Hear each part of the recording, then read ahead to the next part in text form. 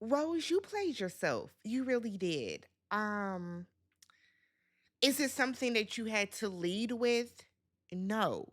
But when it came time to meet the exes, you should have mentioned it at that point.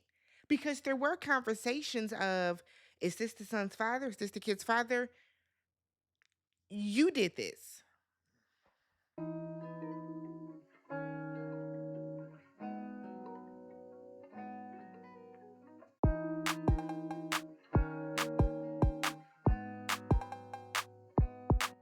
What's up, everybody? Welcome and welcome back to the channel. I'm Tammy. This is Tammy Talks. We are gathered here today to talk Ready to Love Season 10, Episode 11, Convict Curveball.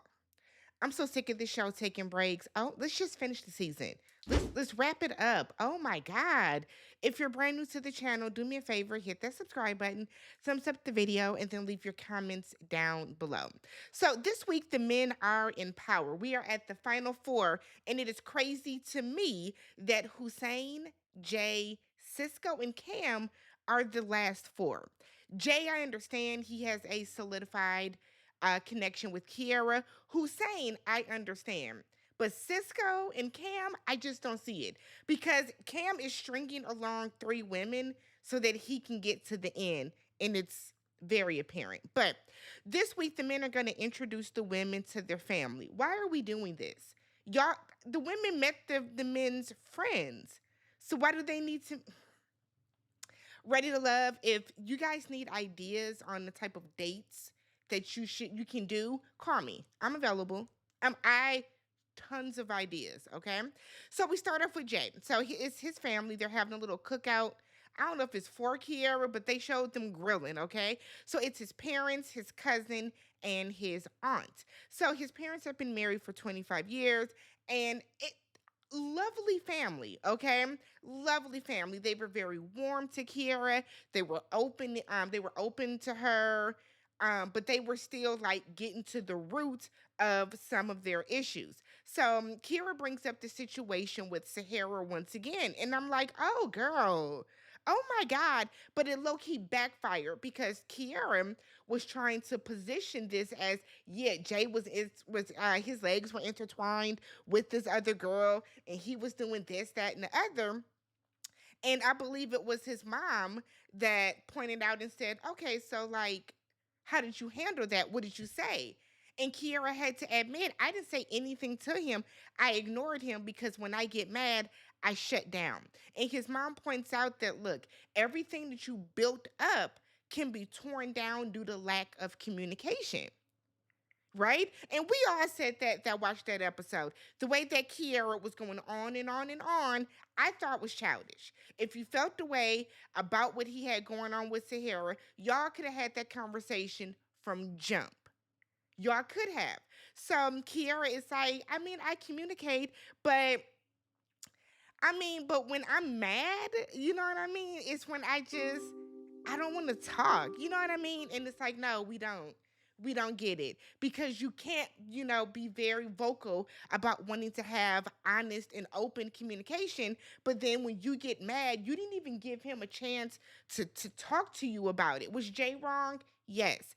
Did Jay acknowledge he was wrong? Yes. But Jay tried to talk to Kiara about it and she refused to even have a conversation. And that's where it went wrong at. So his family does like her, but his mom points out that she's going to have to work on not shutting down. And Jay has already clocked that. And I think that's a bit of an issue for him as well. We then move on to Hussein. So he has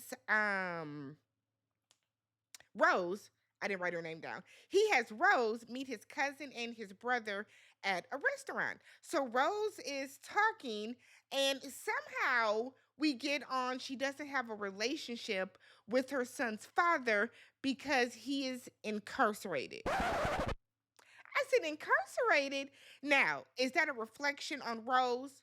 No, but you can't throw something like that out to Hussein in front of his people like that. You know what I mean? So it took him off guard. And so Rose goes in and is, I'm a single mom, I've been a single mom, woo, woo, woo. She goes into that. And I've been told y'all, it's something about Rose that wasn't quite curling all the way over. So you can see Hussein is looking like the fuck. So Angie shows up, and Angie said that their connection was strengthened this weekend or over their connection was strengthened recently when he apologized for not spending time with her over the weekend during that retreat. His friends like Angie more because she's more. Angie is very in your face, right? Her and Sahara, truth be told, are the same person, just in different fonts, right? Angie is, I guess, more digestible because she can present a little bit better. Sahara is truly what I say is what I say. This is, what you see is what you get. Angie does try to, I don't want to say clean it up, but Angie tries to be a little more polished in front of people. She at least got a little bit of a representative up. But Rose, people are seeing through Rose's bullshit. People are seeing through it.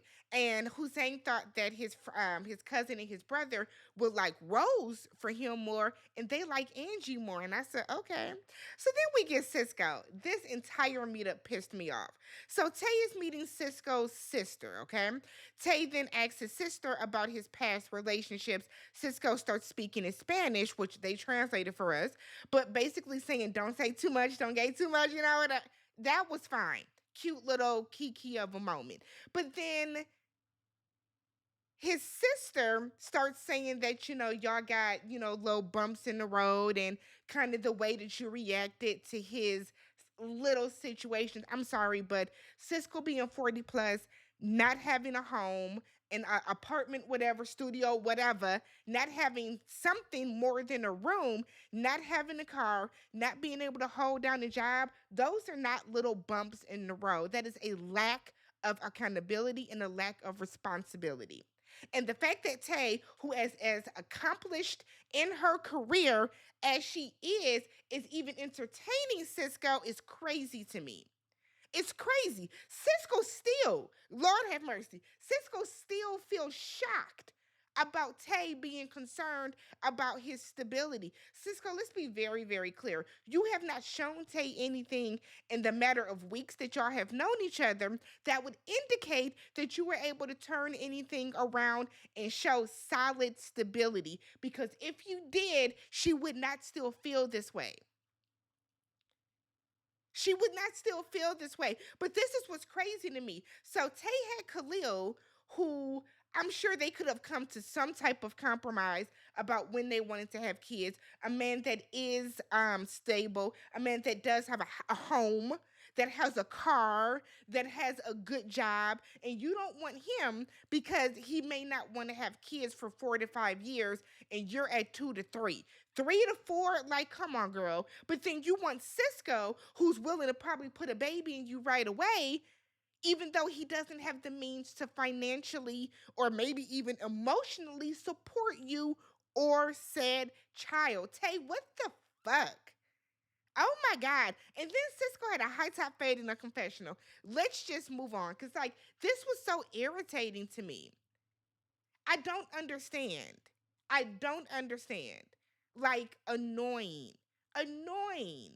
Because by the reunion, their asses are going to be broken up. So then we get to Cam. He has Rose, Angie, and Sahara all there. Absolutely ridiculous. Because by no means should this late in the season, should you still have 3 connections. You just want to have an option to stay on the show, Cam. I know you be in the comments, okay? You a good sport. You are a very good sport in the comments, but let's be for real. These 3 women are not connections. They're just not. So while they're there, it's like he's on the speed dating situation. Like I don't like the fact that these women are trying to plead their case and all 3 of them are competing for one man. I just ugh. So his cousins end up liking Sahara the least and liking Angie the most. Rose striking out, sis. Okay, so his cousins are saying that Sahara is more like the women he has dated in the past, and so it's just maybe just familiar, and that's why he likes her. They like the fact that Angie is down to earth. Angie got some immature ways. But I think that Angie can come up out of that. Okay, so Cam and Sahara go out on a date and they go to dinner. He gives her a gift. It's like some essential oils, some candles, that type of stuff. So Sahara said that they have the same goals, her and Cam. Cam said that he needs to work on not being so selfish, okay? And because he is so selfish, he kind of keeps his heart and he guards his heart, keeps his, what do they call it? Keep your shit close to the chest, whatever. He does that, and he views that as being selfish because he doesn't open himself up to women so that they can get to know him. He said that he knows that Sahara makes him a better person. Here's the thing though, Cam. You claim to like Sahara. You've been rocking and rolling with Sahara all season. Why are you still entertaining all these other women? If I was Sahara, I would feel away. I would. You know that you and Sahara have a connection. And instead of you focusing on that and nurturing that, you want to entertain Rose, and like it's silly. But they end up kissing. Sahara tells him that a kiss comes with decisions. Okay, girl. So Hussein and Rose go out. He wants to talk about the ex, okay? He wants to know why she hasn't mentioned this earlier. Rose was like, he been locked up for 6 or 7 years. Like, I just forgot. No, you didn't. You didn't forget. You chose to omit it. You didn't forget. Because if someone tells you, where is the father of your child, you don't just forget to say, oh, he's in jail. So Rose feels that Hussein was trying to catch her in a lie because he was like, okay, Kiara mentioned, her baby daddy being in jail. That would have been your opportunity to speak up or even just pull me to the side and say something. So Rose feels like Hussein was trying to like catch her up instead of actually trying to hear her story. So she gives a sob story. Yes, I'm calling it a sob story about how that was a dark time for her and all this other type of stuff. And she feels that Hussein has hurt her feelings because of the way that he's approaching this conversation. Was it a little forward? Yes, but he wasn't rude to you. He wasn't. Your feelings were hurt, Rose, because you know that you've messed up with Hussein. That's why your feelings were hurt. So Rose said that Hussein has opened up something that she has locked away, and she's sitting there and she's doing her best to push out as many tears as possible. Okay. And then, like, in a blink of an eye, she's like, but he won't be checking for me when he get out of jail, so it's fine. Girl, say bye to Hussein.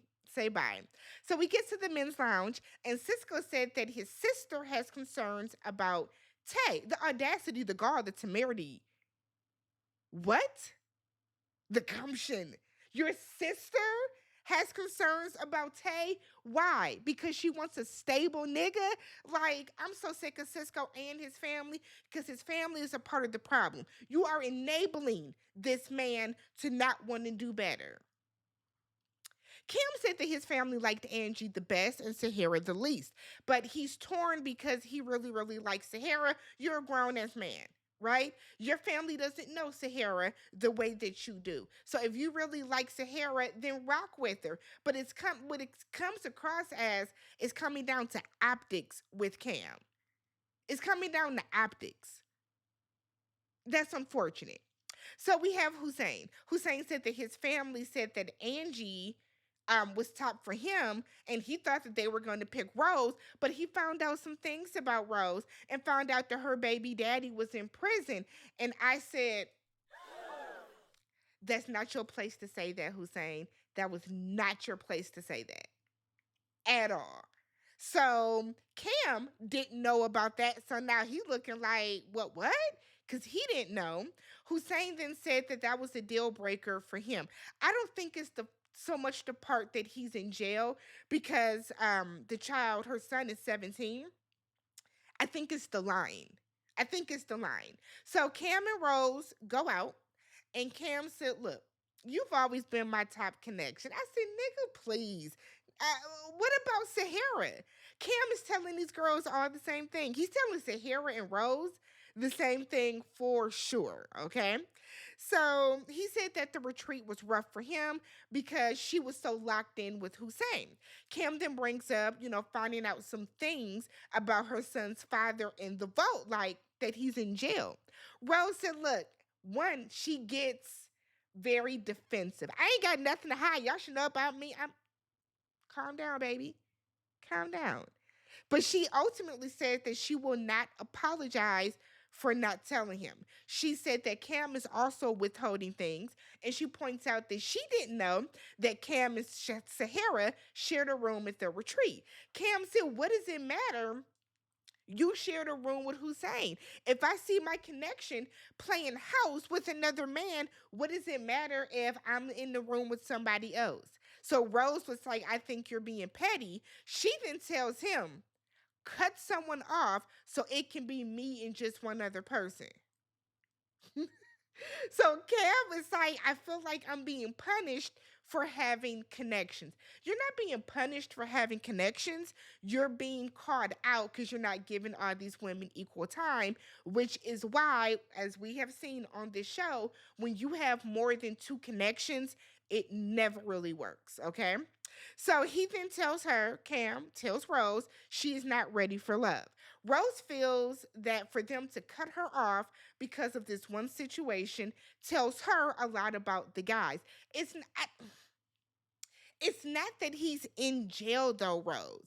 I think it's the fact that they feel like you intentionally withheld it. That's really what it is. And Cam is cutting you off because he has stronger connections with Angie and Sahara.